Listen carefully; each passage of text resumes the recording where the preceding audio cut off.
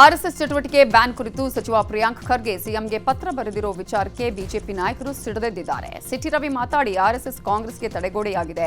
ಈಗಾಗಲೇ 3 ಬಾರಿ ನಿಷೇಧ ಮಾಡೋದಕ್ಕೆ ಪ್ರಯತ್ನ ಪಟ್ಟರು, ಆದರೆ ಆಗಿಲ್ಲ, ಈಗಲೂ ಆಗಲ್ಲ ಅಂತ ಹೇಳಿದ್ದಾರೆ. ಇನ್ನು ಇದೇ ವಿಚಾರವಾಗಿ ಶಾಸಕ ಎಸ್ಆರ್ ವಿಶ್ವನಾಥ್, ಅರವಿಂದ ಬೆಲ್ಲದ್ ಕೂಡ ಪ್ರತಿಕ್ರಿಯಿಸಿದ್ದಾರೆ.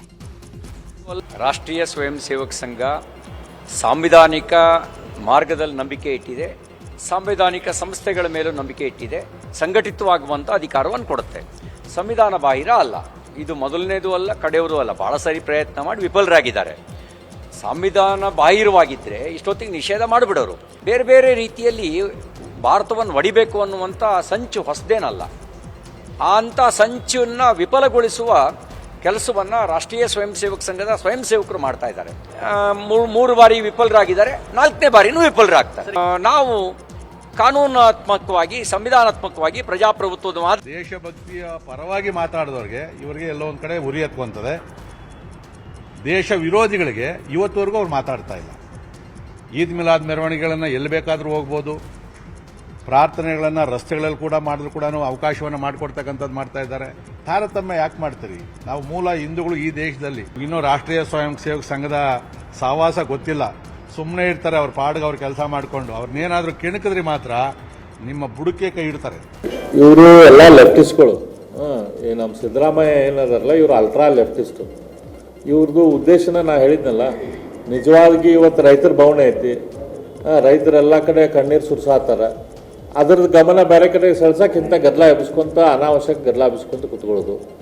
ಅವ್ರಿಗೆ ಏನಾದರೂ ಸ್ವಲ್ಪ ಆದರೂ ಸೂಕ್ಷ್ಮ ಅನ್ನೋದಿತ್ತಂದ್ರೆ ರಾಷ್ಟ್ರೀಯ ಸ್ವಯಂ ಸೇವಕ ಸಂಘ ಏನು ಕೆಲಸ ಮಾಡತ್ತೈತಿ, ರಾಷ್ಟ್ರೀಯ ಸ್ವಯಂ ಸೇವಕ ಸಂಘದ ಕಾರ್ಯವ್ಯಾಪ್ತಿ ಏನು, ಅದನ್ನು ಸ್ವಲ್ಪ ತಿಳ್ಕೊಳ್ಳೋ ಅಂಥೇಳಿ ನಾನು ಸಿದ್ದರಾಮಯ್ಯನವರಿಗೆ ವಿನಂತಿ. ಆರ್ಎಸ್ಎಸ್ ಚಟುವಟಿಕೆ ಬ್ಯಾನ್ ವಿಚಾರದ ಬಗ್ಗೆ ಹಾಸನದಲ್ಲಿ ಮಾತನಾಡಿದ ಶಾಸಕ ಯತ್ನಾಳ್, ಪ್ರಿಯಾಂಕ್ ಖರ್ಗೆಗೆ ತಾಕತ್ತಿದ್ರೆ ಅಕ್ರಮವಾಗಿ ಕಟ್ಕೊಂಡಿರೋ ಮಸೀದಿ, ಮದರಸಾ ಮೊದಲು ತೆರವು ಮಾಡಿ. ಆರ್ಎಸ್ಎಸ್ನ ರದ್ದು ಮಾಡೋಕೆ ಸಾಧ್ಯ ಇಲ್ಲ. ಸಿದ್ದರಾಮಯ್ಯ, ಬಿಕೆ ಹರಿಪ್ರಸಾದ್ ತಾಲಿಬಾನ್ಗಳು, ಪ್ರಿಯಾಂಕ್ ಖರ್ಗೆ ನೆಹರು ಶಿಷ್ಯರು. 2028ಕ್ಕೆ ಜನರೇ ಇವರಿಗೆ ಉತ್ತರ ಕೊಡ್ತಾರೆ ಅಂತ ಕಿಡಿಕಾರಿದರು. ಪ್ರಿಯಾಂಕಾ ಖರ್ಗೆಗೆ ತಾಕತ್ತು ದಮ್ಮಿದ್ರೆ ಕರ್ನಾಟಕದಲ್ಲಿ ಅಕ್ರಮವಾಗಿ ಕಟ್ಕೊಂಡಂತ ಮಸೂದೆ, ಮದ್ರಸಾಗಳೇನದಾವು ಮತ್ತು ಸಾರ್ವಜನಿಕ ಸ್ಥಳಗಳಲ್ಲಿ ಏನು ನಮಾಜ್ ಮಾಡ್ತಾ ಇದ್ದಾರೆ, ಮೊದಲು ಅದನ್ನು ಬಂದ್ ಮಾಡಿದ್ರು. ಬಿಕೆ ಹರಿಪ್ರಸಾದ್, ಸಿದ್ದರಾಮಯ್ಯ, ಪ್ರಿಯಾಂಕಾ ಖರ್ಗೆ ತಾಲಿಬಾನದ ಪರವಾಗಿ ಮಾತಾಡುವಂತ ಶೀಲಗಳು. ನಾ ಇಷ್ಟು ಹೇಳ್ತೀನಿ, ಪ್ರಿಯಾಂಕಾ ಖರ್ಗೆ ನೀವು ಅಂಬೇಡ್ಕರ್ ಒಂದು ಇವರಲ್ಲ, ಶಿಷ್ಯರಲ್ಲ. ಇವೆಲ್ಲ ಸೋನಿಯಾ ಗಾಂಧಿ ಶಿಷ್ಯರು, ಇವೆಲ್ಲ ನೆಹರು ಮಂತನ್ ಶಿಷ್ಯರು. ನೆಹರು ಈ ದೇಶಕ್ಕೆ ಏನು ಕೊಟ್ಟಿಲ್ಲ.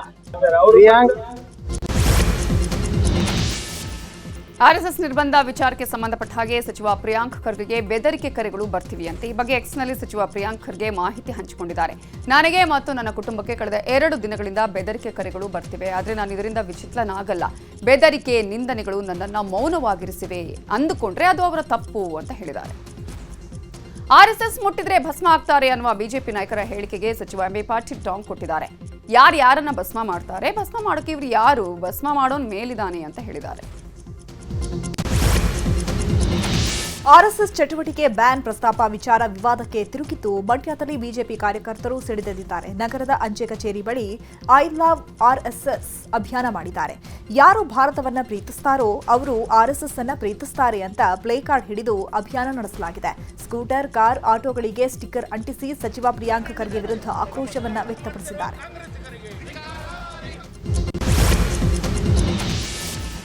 ರಾಜ್ಯದಲ್ಲಿ ಆರ್ಎಸ್ಎಸ್ಗೆ ಅಂಕುಶಕ್ಕೆ ಚಿಂತನೆ ಹಿನ್ನೆಲೆ ಆರ್ಎಸ್ಎಸ್ ಮುಖ್ಯಸ್ಥ ಮೋಹನ್ ಭಾಗವತ್ ಜೊತೆ ಸ್ಥಳೀಯ ನಾಯಕರು ಚರ್ಚೆ ಮಾಡಿದ್ದಾರೆ. ಬೆಂಗಳೂರಿನ ಕೇಶವಕೃಪಾ ಕಚೇರಿಯಲ್ಲಿ ಕಾಂಗ್ರೆಸ್ ನಾಯಕರ ಹೇಳಿಕೆಗಳ ಬಗ್ಗೆ ಆರ್ಎಸ್ಎಸ್ ನಾಯಕರು ಚರ್ಚೆ ಮಾಡಿದ್ದು, ಈ ವೇಳೆ ಹಿಂದೂ ವಿರೋಧಿ ನಿಲುವಿನ ವಿರುದ್ಧ ಜಾಗೃತಿಗೊಳ್ಳುವಂತೆ ಮೋಹನ್ ಭಾಗವತ್ ಸಲಹೆ ಕೊಟ್ಟಿದ್ದಾರೆ. ಈಗ ರಾಜಕೀಯ ಸುದ್ದಿಗಳನ್ನು ನೋಡ್ತಾ ಹೋಗೋಣ. ಬೆಂಗಳೂರಲ್ಲಿ ರಸ್ತೆ ಮತ್ತು ಕಸದ ಬಗ್ಗೆ ಉದ್ಯಮಿ ಒಬ್ಬರು ಅಸಮಾಧಾನ ವ್ಯಕ್ತಪಡಿಸಿದ್ದಾರೆ. ಎಕ್ಸ್ನಲ್ಲಿ ಪೋಸ್ಟ್ ಮಾಡಿರುವ ಉದ್ಯಮಿ ಕಿರಣ್ ಮಜುಮ್ದಾರ್ ಶಾ ಸರ್ಕಾರದ ವಿರುದ್ಧ ಬೇಸರವನ್ನು ವ್ಯಕ್ತಪಡಿಸಿದ್ದಾರೆ. ಬಯೋಕಾನ್ ಪಾರ್ಕ್ಗೆ ವಿದೇಶಿ ಪ್ರತಿನಿಧಿಯೊಬ್ಬರು ಭೇಟಿ ನೀಡಿದರು. ಅವರು ರಸ್ತೆ, ಕಸದ ಬಗ್ಗೆ ಪ್ರಶ್ನೆ ಮಾಡಿದರು. ಅವರಿಗೆ ನಾವು ಯಾವ ರೀತಿ ಉತ್ತರ ಕೊಡೋದು ಅಂತ ಸರ್ಕಾರವನ್ನು ಪ್ರಶ್ನಿಸಿದ್ದಾರೆ.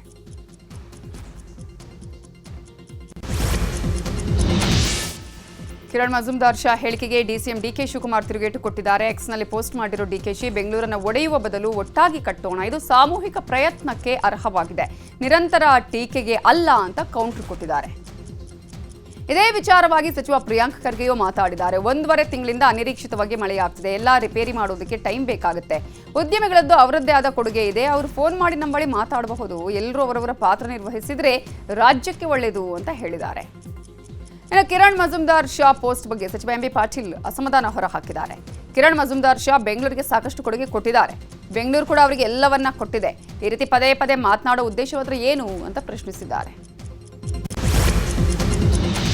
ಕಿರಣ್ ಮಜುಮ್ದಾರ್ ಶಾ ಬೇಸರ ಹೊರಹಾಕಿದ ವಿಚಾರಕ್ಕೆ ಬಿಜೆಪಿಯ ಅಶ್ವಥ್ ನಾರಾಯಣ್ ಮಾತನಾಡಿದ್ದಾರೆ. ಈ ಸರ್ಕಾರದವರು ಪ್ರತಿದಿನ ಭ್ರಷ್ಟಾಚಾರ, ಹಣ ಮಾಡಿಕೊಳ್ಳೋಕೆ ಸಮಯ ಕೊಟ್ಟಿದ್ದಾರೆ.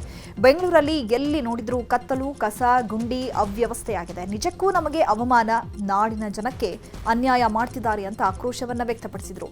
ಇನ್ನು ಇದೇ ವಿಚಾರದ ಬಗ್ಗೆ ಶಾಸಕ ಎಸ್ಆರ್ ವಿಶ್ವನಾಥ್ ಕೂಡ ಪ್ರತಿಕ್ರಿಯಿಸಿದ್ದಾರೆ.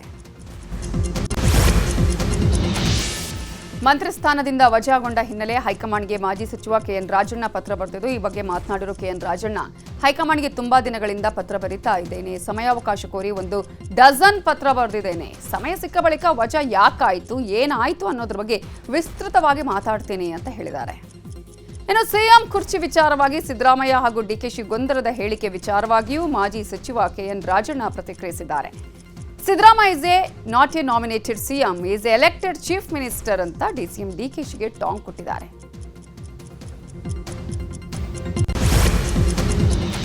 ಮಾಲೂರು ವಿಧಾನಸಭಾ ಕ್ಷೇತ್ರದ ಕಾಂಗ್ರೆಸ್ ಶಾಸಕ ಕೆವೈ ನಂಜೇಗೌಡ ಅವರನ್ನ ಅಸಿಂಧುಗೊಳಿಸಿ ಕರ್ನಾಟಕ ಹೈಕೋರ್ಟ್ ನೀಡಿದ್ದ ಆದೇಶಕ್ಕೆ ಸುಪ್ರೀಂ ಕೋರ್ಟ್ ತಡೆಯಾಜ್ಞೆ ನೀಡಿದೆ. ಅಲ್ಲದೆ ಮರು ಮತ ಎಣಿಕೆಗೆ ಸೂಚನೆ ನೀಡಿದೆ. ಮತಗಳ ಮರು ಎಣಿಕೆ ನಡೆಸಿ ಫಲಿತಾಂಶವನ್ನ ಮುಚ್ಚಿದ ಲಕೋಟೆಯಲ್ಲಿ ಸಲ್ಲಿಸುವಂತೆ ಕರ್ನಾಟಕದ ಮುಖ್ಯ ಚುನಾವಣಾಧಿಕಾರಿಗೆ ಸುಪ್ರೀಂ ಕೋರ್ಟ್ ಸೂಚನೆ ಕೊಟ್ಟಿದೆ.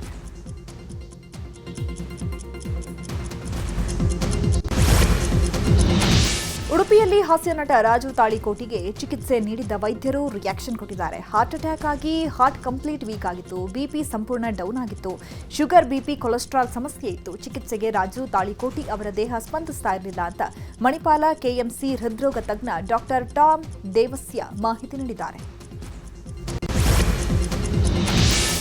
ಬೆಂಗಳೂರಲ್ಲಿ ಜಾತಿ ಗಣತಿ ಕಾರ್ಯಕ್ಕೆ ಹಾಜರಾಗದ ಶಿಕ್ಷಕರ ವೇತನ ತಡೆಯಲು ಜಿಬಿಎ ನಿರ್ಧರಿಸಿದೆ. 2300 ಸಿಬ್ಬಂದಿ ಗಣತಿ ಕಾರ್ಯಕ್ಕೆ ಹಾಜರಾಗಿಲ್ಲ. ಕೂಡಲೇ ಕರ್ತವ್ಯಕ್ಕೆ ಹಾಜರಾಗಿ, ಇಲ್ಲದಿದ್ದರೆ ವೇತನ ಕೊಡಲ್ಲ ಅಂತ ಜಿಬಿಎ ಮುಖ್ಯ ಆಯುಕ್ತ ಮಹೇಶ್ವರ್ ರಾವ್ ಸೂಚನೆ ಕೊಟ್ಟಿದ್ದಾರೆ. ಸಮೀಕ್ಷೆಗೆ ತೆರಳಿದ್ದ ಶಿಕ್ಷಕಿ ನಾಪತ್ತೆ ಆಗಿರುವ ಘಟನೆ ಕೋಲಾರದಲ್ಲಿ ನಡೆದಿದೆ. ನರಸಾಪುರ ಗ್ರಾಮಕ್ಕೆ ಸಮೀಕ್ಷೆಗೆ ತೆರಳಿದ್ದ ಕೆಬಿ ಹೊಸಹಳ್ಳಿ ಶಾಲೆಯ ಶಿಕ್ಷಕಿ ಅಖ್ತರ್ ಬೇಗಂ ನಾಪತ್ತೆಯಾಗಿದ್ದಾರೆ. ಈ ಸಂಬಂಧ ಬೇಮಗಲ್ ಪೊಲೀಸ್ ಠಾಣೆಯಲ್ಲಿ ಪ್ರಕರಣ ದಾಖಲಾಗಿದೆ. ಸರ್ಕಾರಿ ಶಾಲೆಯ ಮೇಲ್ಛಾವಣಿ ಕುಸಿದಿರೋ ಘಟನೆ ಕಲಬುರಗಿಯ ವಾಡಿ ಪಟ್ಟಣದಲ್ಲಿ ನಡೆದಿದೆ. ರಜೆಯಿದ್ದ ಕಾರಣ ಭಾರೀ ಅನಾಹುತ ತಪ್ಪಿದೆ. ಶಿಥಿಲಾವಸ್ಥೆ ತಲುಪಿರೋ ಶಾಲೆಯಲ್ಲೇ ಆತಂಕದಲ್ಲೇ ಮಕ್ಕಳಿಗೆ ಶಿಕ್ಷಕರು ಪಾಠ ಮಾಡ್ತಿದ್ದಾರೆ. ಸ್ಮಶಾನ ಜಾಗವನ್ನ ರಾತ್ರೋರಾತ್ರಿ ವಕ್ಫ್ ಬೋರ್ಡ್ಗೆ ಸೇರ್ಪಡೆ ಮಾಡಲಾಗಿದೆ ಅಂತ ಗ್ರಾಮಸ್ಥರು ಆರೋಪಿಸಿ ಪ್ರತಿಭಟನೆ ನಡೆಸಿದ್ದಾರೆ. ಮಂಡ್ಯದ ಹೊಸಬೂದನೂರು ಗ್ರಾಮಸ್ಥರು ಡಿಸಿ ಕಚೇರಿ ಮುಂದೆ ಪ್ರತಿಭಟನೆ ನಡೆಸಿದರು. ಸರ್ವೆ ನಂಬರ್ 313ರ ಜಾಗವನ್ನ ಸ್ಮಶಾನ ಅಂತ ಘೋಷಿಸಬೇಕು ಅಂತ ಆಗ್ರಹಿಸಿದ್ದಾರೆ. ರೇಣುಕಾಸ್ವಾಮಿ ಕೊಲೆ ಪ್ರಕರಣದ ಆರೋಪಿ ದರ್ಶನ್ಗಾಗಿ ಮಧ್ಯಪ್ರದೇಶದ ಉಜ್ಜಯಿನಿಯಲ್ಲಿರುವ ಮಹಾಕಾಳೇಶ್ವರನ ಸನ್ನಿಧಿಯಲ್ಲಿ ನಿರ್ದೇಶಕ ಜೋಗಿ ಪ್ರೇಮ್ ಪೂಜೆ ಮಾಡಿಸಿದ್ದಾರೆ. ದರ್ಶನ್ಗಾಗಿ ಮೈಥಾಲಜಿಕಲ್ ಕತೆ ಬರೆದಿರೋ ಪ್ರೇಮ್ ಮಹಾಕಾಳೇಶ್ವರ ದೇಗುಲದಲ್ಲಿ ಸ್ಕ್ರಿಪ್ಟ್ ಇಟ್ಟು ಪೂಜೆ ಮಾಡಿಸಿದ್ದಾರೆ.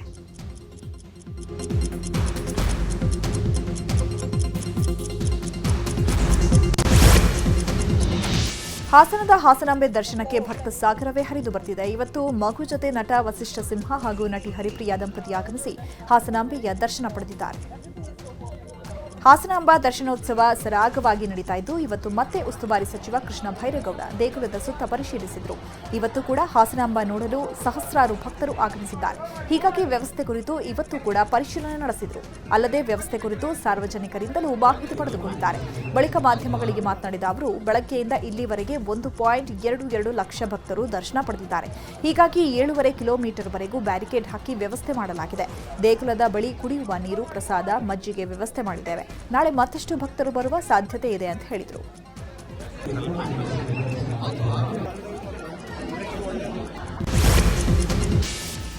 ಕಳ್ಳರು ಅಂತ ತಿಳಿದು ಕೆಲಸ ಹುಡುಕಿಕೊಂಡು ಬಂದಿದ್ದ 2 ಯುವಕರ ಮೇಲೆ ಡೆಡ್ಲಿ ಅಟ್ಯಾಕ್ ಆಗಿರೋ ಘಟನೆ ಚಿಕ್ಕಬಳ್ಳಾಪುರದಲ್ಲಿ ನಡೆದಿದೆ. ಮಸ್ತೇನಹಳ್ಳಿ ಕೈಗಾರಿಕಾ ಪ್ರದೇಶದಲ್ಲಿ ಕೆಆರ್ಪುರಂ ಮೂಲದ ಅಂಬರೀಶ್, ಮಾಲೂರು ಮೂಲದ ಅಶೋಕ್ ಮೇಲೆ ರಾಡು, ದೊಣ್ಣೆಗಳಿಂದ ಹಲ್ಲೆ ಮಾಡಲಾಗಿದೆ. ಗಾಯಾಳುಗಳು ಆಸ್ಪತ್ರೆಯಲ್ಲಿ ಚಿಕಿತ್ಸೆ ಪಡೆಯುತ್ತಾ ಇದ್ದಾರೆ.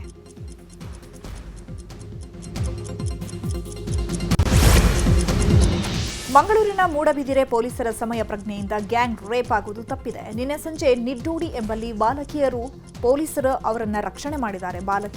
ಬಾಲಕಿಯರನ್ನ ಪುಸಲಾಯಿಸಿ ಮನೆಗೆ ಕರ್ಕೊಂಡು ಹೋಗಿದ್ದಂತಹ 4 ಪೊಲೀಸರು ಅರೆಸ್ಟ್ ಮಾಡಿದ್ದಾರೆ.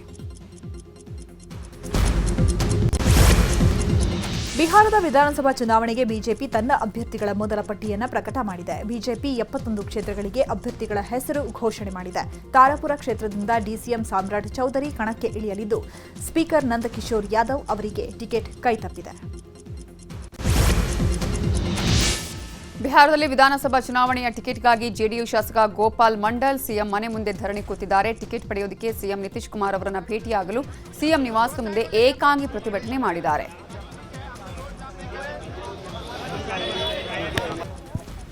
मुख्यमंत्री से मिलना है, कब से करें?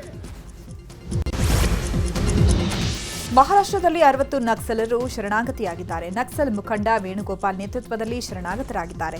ಸಿಪಿಎಂ ಮಾವೋವಾದಿ ಪಾಲಿಟ್ ಬ್ಯೂರೋ ಸದಸ್ಯನಾಗಿದ್ದ ವೇಣುಗೋಪಾಲ್ ಗಡ್ಚಿರೋಲಿ ಭಾಗದ ನಕ್ಸಲ್ ಟೀಮ್ನ ಮುಖ್ಯಸ್ಥರಾಗಿದ್ದರು. ಕೇಂದ್ರ ಸರ್ಕಾರ ನಕ್ಸಲರಿಗೆ ವಿಶೇಷ ಪ್ಯಾಕೇಜ್ ಘೋಷಣೆ ಮಾಡಿದೆ.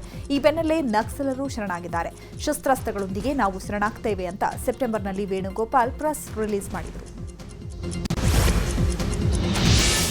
ಜಮ್ಮು ಮತ್ತು ಕಾಶ್ಮೀರದ ಕುಪ್ವಾರ ಜಿಲ್ಲೆಯಲ್ಲಿ ಇವತ್ತು ಬೆಳ್ಳಂಬೆಳಗ್ಗೆ ಎನ್ಕೌಂಟರ್ ನಡೆದಿದ್ದು, ಮಚಲ್ ಸೆಕ್ಟರ್ನಲ್ಲಿ ನಿಯಂತ್ರಣ ರೇಖೆ ಬಳಿ ಒಳನುಸುಳುವಿಕೆಗೆ ಯತ್ನಿಸ್ತಾ ಇದ್ದ 2 ಭಯೋತ್ಪಾದಕರನ್ನ ಭಾರತೀಯ ಸೇನೆ ಹತ್ಯೆ ಮಾಡಿದೆ.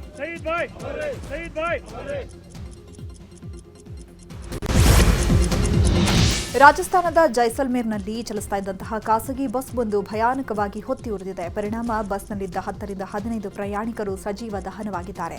ದುರ್ಘಟನೆಗೆ ಸಿಎಂ ಭಜನ್ ಲಾಲ್ ಶರ್ಮಾ ಕಳವಳ ವ್ಯಕ್ತಪಡಿಸಿದ್ದಾರೆ.